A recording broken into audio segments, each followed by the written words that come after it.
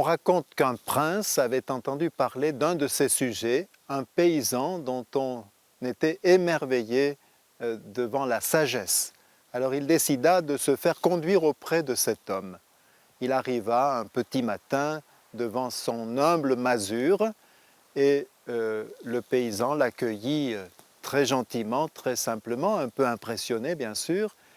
Et dans la conversation, le prince lui dit « Dis-moi, est-ce que tu pourrais me dire combien de mètres d'étoffe faudrait-il pour vêtir Dieu, dont on dit qu'il remplit le ciel et la terre et qu'il a pour manteau la lumière ?»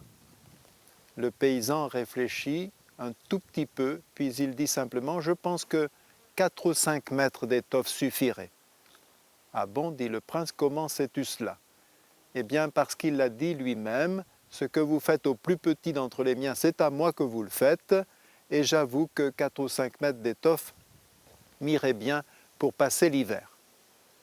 On raconte que à la fin du XIXe siècle, dans une paroisse du sud de la France, une gouvernante d'un prêtre va ouvrir la porte parce qu'elle vient d'entendre frapper, et elle se trouve devant un prêtre, en soutane donc, facilement reconnaissable, qui lui demande l'hospitalité. Elle en parle à monsieur le curé, et monsieur le curé est d'accord pour l'accueillir, et elle le conduit jusqu'au grenier. C'est très propre, mais le confort est rudimentaire. Il n'y a pas d'isolation au toit, on voit les tuiles, il y a un brodeau, il y a simplement une paillasse, il n'y a pas de fenêtre, mais une lucarne qui n'empêchera pas la lune de briller. Mais il passe la nuit là et puis s'en va au petit matin. Quelques années plus tard, le prêtre et sa gouvernante vont reconnaître Don Bosco, Saint Jean Bosco, celui qui a fondé non pas les boscovites, comme on aurait pu s'y attendre, mais les salésiens. Et ils auront cette parole « Ah, si on avait su, on lui aurait donné la chambre de l'évêque. » On raconte qu'au cours d'une interview, Mère Teresa parlait à des journalistes et un journaliste, au bout d'un moment, se montre un peu agacé par sa foi tranquille. On sait maintenant que sa foi n'était pas tout à fait tranquille et qu'elle était même de haute lutte chaque jour. Mais il lui dit « Moi, je n'ai jamais rencontré Dieu. » Alors elle lui dit, et ce n'était pas du tout par calcul ou comme un genre littéraire facile, elle lui dit simplement « Vous n'avez jamais rencontré un pauvre. » Parce que pour elle, c'était sa conviction la plus profonde, Dieu était avant tout présent dans les pauvres. Pour d'autres, il sera plutôt dans la création, mais pour elle, Dieu était présent dans les pauvres.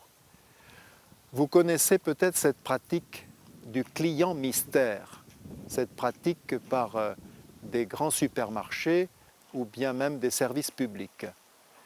Il s'agit que des clients, le personnel de ces grandes chaînes et de ces grands services publics savent qu'ils risquent d'être un jour visités par des contrôleurs en quelque sorte qui se déguisent en clients.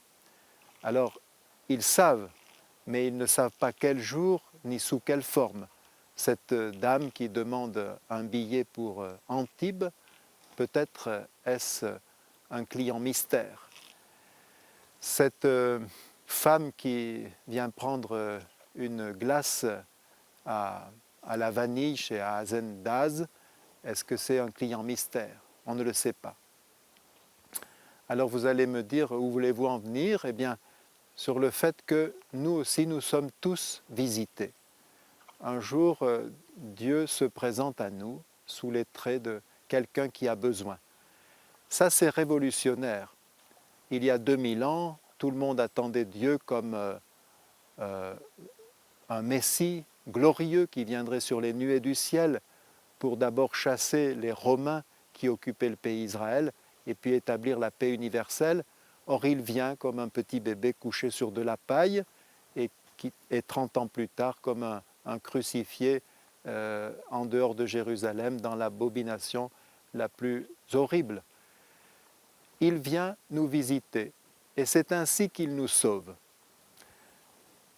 Les papas peuvent le comprendre peut-être plus facilement que les autres. J'ai 5 frères, comme je suis l'aîné, j'ai eu la joie de bénir leur mariage et je les connais bien et je les ai vus devenir papas et je ne savais pas qu'il y avait en eux tous ces trésors de patience, d'humour, de pédagogie, d'ingéniosité pour leurs petits. Au fond, cette mission les a fait grandir. Le fait de leur mettre d'abord une épouse et puis un bébé dans les bras a extrait d'eux-mêmes le meilleur. Parce que quand on devient papa, fini de dormir sur ses 2 oreilles. Il y a toujours un souffle qui inquiète. Quand on est papa, fini de fermer les tiroirs à coups de genoux. Il y a peut-être des petites mains qui sont par là. Fini d'ouvrir la porte sans y penser, peut-être qu'un petit bébé est derrière. Fini de marcher les yeux vers le ciel, peut-être que des mains sont en train de jouer sur le carrelage.